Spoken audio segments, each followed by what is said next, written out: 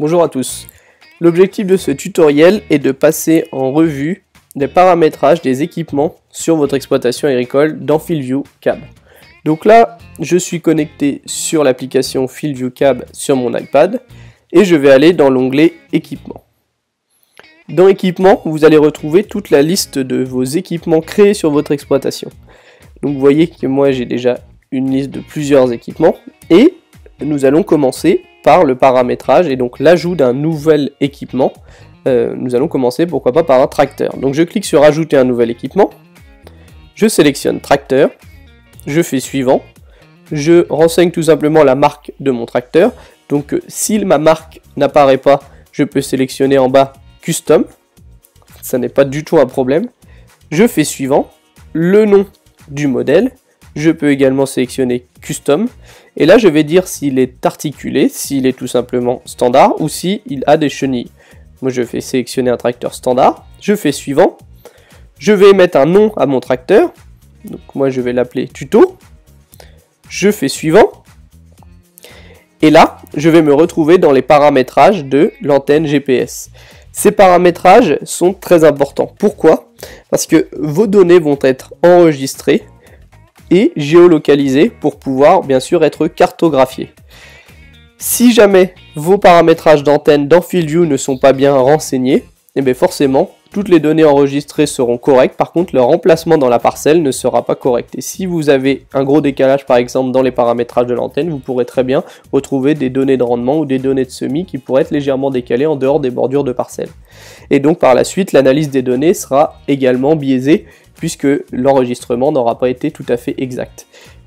Néanmoins c'est très simple, tout ce que je peux vous conseiller moi c'est de regarder dans votre console qui gère le GPS dans votre tracteur quelles sont les données enregistrées ou même de les remesurer manuellement, ce qui peut être utile dans certains cas, et de les saisir. Il suffit de suivre, par exemple vous voyez A, ça va être la distance entre l'antenne, entre l'essieu arrière et votre point d'attelage, B ça va être le décalage au niveau du centre du tracteur de l'antenne, souvent les antennes sont centrées, donc là 0. Essieu à l'arrière, C, ça va être le décalage entre votre antenne et l'essieu du tracteur. Et D, ça va être tout simplement la hauteur de l'antenne GPS. Voilà, tout ce qu'il y a de plus standard dans les paramétrages d'une antenne GPS. À partir du moment où j'ai renseigné toutes les bonnes données, je fais terminer et mon tracteur a bien été créé. Ce que je vais faire maintenant, c'est que je vais ajouter un semoir monograine. Semoir monograine, suivant. Je sélectionne également mon semoir. Pareil, admettons, j'ai un semoir qui n'est pas renseigné, comme certaines marques ne sont pas encore renseignées, mais fonctionnent très bien avec FieldView. Je vais pouvoir sélectionner Custom. Si par exemple j'ai un monosem, vous voyez, il n'y a pas monosem dans la liste. Je vais faire suivant. Je vais sélectionner Other. Suivant. Je vais dire si c'est une poutre simple, rangée double ou repliage vers l'avant. Dans la plupart des cas, ce sera poutre simple. Suivant. Je vais sélectionner mon nombre de rangs dans la liste déroulante, disons 8. Suivant. Et je vais sélectionner l'espacement entre rangs. Si jamais votre espacement n'apparaît pas dans la liste déroulante, vous pouvez aller tout en bas et sélectionner espacement par défaut. D'ici, je peux cliquer sur suivant et là, je peux renseigner mon espacement. Admettons, je sème à 60, je renseigne 60 cm et je fais suivant. Je vais dire si c'est un attelage 3 points, pivot à 2 points ou tiré. Je vais dire que c'est un 3 points. Je fais suivant et je vais sélectionner le nom de mon semoir. Je vais également l'appeler tuto et je peux faire suivant. À partir de là, je vais, comme pour le tracteur, me retrouver dans les derniers paramétrages de base. Type de bâti, type d'attelage, 3 points, délai de démarrage d'enregistrement et délai d'arrêt d'enregistrement. Ces paramétrages sont le temps que va mettre la graine pour passer tout simplement des trémies au sol. En général, 0,5 c'est un peu élevé, la plupart des semoirs que j'ai pu expérimenter avaient un délai aux alentours de 0,3. Donc je vais renseigner 0,3 secondes. Affichage de semis, ça c'est pas très important. Si néanmoins j'ai une console qui apparaît dans la liste déroulante, je peux sélectionner, mettons une 2630, pourquoi pas. Et contrôleur de semis. Là, contrôleur de semis, ça va être très important. Tous les contrôleurs de semis ne sont pas forcément nommés directement par rapport à ceux existants sur votre semoir, donc ce que je peux vous conseiller, si une fois que le paramétrage de votre semoir a été réalisé, vous ne voyez pas les données de semis se cartographier, essayez-en plusieurs. La plupart des cas, vous retrouverez Dickey Jones par exemple sur Monosem, et je sais que le contrôleur Kinsey fonctionne également sur certains semoirs Horsch et également sur certains semoirs Monosem. Donc ne vous embêtez pas si jamais ça ne cartographie pas mais que tout est bien branché sur votre tracteur. Et que bien sûr votre outil est Isobus, et bah essayez Dickey Jones, essayez Kinsey, sauf si bien sûr vous avez un John Deere, vous allez le retrouver dessus, ou même si vous avez un John Deere qui ne se cartographie pas, ça peut arriver, essayez-en un autre, et si jamais ça ne fonctionne toujours pas, mais je vous conseille de tous les passer en revue un par un, et il y a de très grandes chances qu'il y en ait un qui fonctionne. Admettons là je vais sélectionner Kinsey Isobus, et j'en ai fini pour cette page là. Il va toujours falloir que je passe tous les paramétrages de gauche en revue. Vous voyez, par exemple, les paramétrages du GPS. Tout comme pour le tracteur, je vais avoir à renseigner des distances pour le bon enregistrement de mes données pendant les semis. Le premier à gauche, ça va être la distance entre l'essieu arrière du tracteur et le point de sortie de la graine, donc l'emplacement du tube de descente. Et à droite, l'essieu arrière du tracteur, toujours, est là, avec les roues qui supportent le semoir pendant que je suis en train de semer. Donc forcément la distance de gauche sera toujours plus importante que la distance de droite. Et application à gauche, c'est si je réalise également en Isobus une application soit d'engrais starter, soit tout simplement d'un produit autre pendant mon semis également. Là, admettons, je ne fais pas d'application en même temps, donc je ne sélectionne rien, je peux cliquer sur terminer, et mon semoir a bien été paramétré. Maintenant, on peut également paramétrer une moissonneuse-batteuse. Je vais cliquer sur moissonneuse, suivant, je sélectionne la marque de la moissonneuse, je peux sélectionner John Deere, suivant, la série S, suivant, n'importe laquelle, je sélectionne celle-ci, je la nomme, je vais l'appeler tuto, toujours pareil, suivant.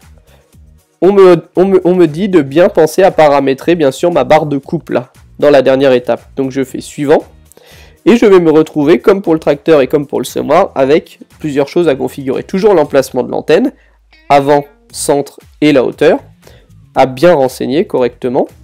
Et à gauche, je vais encore devoir passer en revue, bien sûr, pour un bon paramétrage, les différentes applications. La première, en dessous GPS Offset, va être la barre de coupe. Là, je vois que j'ai déjà une barre de coupe de renseigner sur mon exploitation, puisque les barres de coupe ne sont pas affectées directement à une batteuse. Mais je peux en ajouter une autre si je veux. Ajouter une nouvelle barre de coupe. Je vais dire si c'est un bec cueilleur ou si c'est une barre de coupe. Admettons, c'est une barre de coupe. Je vais renseigner le nombre de sections, globalement le nombre de mètres en général. Admettons que ce soit une 9 mètres. Terminé. La hauteur actuelle, ça je n'aurai pas à le paramétrer pendant la création de mon équipement. Par contre, une fois dans la parcelle, dès que je me connecterai, on me demandera de paramétrer cette hauteur de coupe. Qu'est-ce que c'est? C'est tout simplement la hauteur maximum à laquelle vous voulez enregistrer vos données. Donc comment est-ce que l'on enregistre cette hauteur? On se met à la hauteur maximum de coupe et on clique sur activer. Ça se fera automatiquement sur votre écran principal, donc vous n'aurez pas à aller chercher une information quelle qu'elle soit. Comment ça va fonctionner? Toutes les opérations qui vont s'effectuer à cette hauteur maximum que j'aurai calibrée ou en dessous enregistreront bien sûr un rendement puisque mon application estimera que je suis en train de moissonner et tout ce qui va se passer au-dessus n'enregistrera rien. Tout simplement parce que là mon application estimera que je suis en fourrière, comme c'est certainement le cas. Et je dois également paramétrer bien sûr mon calibrage entre guillemets de ma barre de coupe, à savoir la distance entre mon essieu arrière et mon avant de la barre de coupe, la largeur de ma barre de coupe et mon décalage gauche-droite qui souvent est de 0. À partir de là, je peux faire terminer. Ma barre de coupe a été enregistrée. En dessous, Head, je vais avoir Settings, que je vais devoir également passer en revue. Section partagée et sensibilité des sections automatiques, moi je vous recommande de ne rien toucher. Par contre, ce que vous pouvez très bien enregistrer et modifier, c'est le décalage du capteur de débit. Ça c'est très important, qu'est-ce que c'est? Ça va être le délai d'enregistrement que vous voulez attribuer à l'application pour bien enregistrer vos données. Autrement dit, quand vous commencez à moissonner, vous mettez votre barre de coupe à la hauteur de coupe, donc FieldView commence à enregistrer des données. Or, les données enregistrées, si vous mettez un décalage de 0, vont être de 0. Pourquoi? Parce que quand vous commencez à moissonner, vous n'allez avoir aucune graine qui vont venir être lue par le capteur de rendement.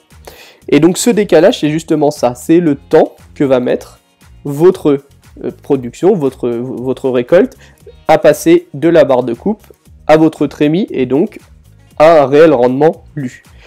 Donc dans la plupart des cas, moi je conseille de mettre entre 16 et 18, puisque cela bien sûr va varier en fonction de votre vitesse, mais également en fonction du conducteur de la moissonneuse, s'il baisse très tôt dans la fourrière la barre de coupe, ou s'il la baisse au dernier moment, etc. etc. Et ensuite, bien sûr, à gauche, Crops, là où vous allez simplement sélectionner la culture. Comme là j'ai mis que c'était une barre de coupe, et je vais tout simplement aller chercher, pourquoi pas, de l'orge, et à partir de là, je peux faire terminer. Et voilà, j'ai sélectionné mes principaux équipements, qui sont les plus, on va dire, les plus complexes à enregistrer, qui sont donc tracteur, semoir et moissonneuse. Je peux enregistrer d'autres équipements, tels que, pourquoi pas, des équipements de travail du sol. À quoi ça va me servir? Tout simplement à enregistrer différentes applications ou différents types de préparation de travail du sol pour pouvoir comparer les résultats par la suite. Admettons, je fais une partie de ma parcelle en labour, j'en fais une en travail minimum du sol et j'en fais une autre partie en semi-direct. Et je veux analyser les rendements de différentes parties.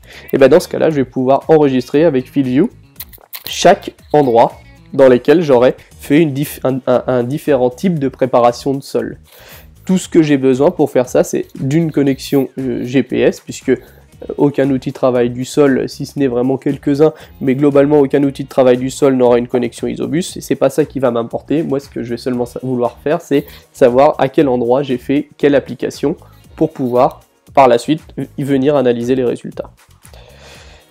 Voilà, donc là je fais annuler, je vais pas enregistrer d'outil de travail du sol. Et voilà globalement pour les paramétrages de mes équipements. Je conseille d'enregistrer absolument tous les équipements que vous avez sur votre exploitation agricole, puisque si vous voulez ajouter une donnée manuellement sur une parcelle, donc par exemple dans laquelle vous n'auriez pas connecté le drive ou tout simplement vous auriez fait une application avec un outil non compatible, je vais pouvoir grâce à la sélection de mon matériel. Mais par contre, pour sélectionner une application manuelle, il faudra obligatoirement que mon matériel ait été créé, puisque cette application sera validée en fonction de la catégorie du matériel.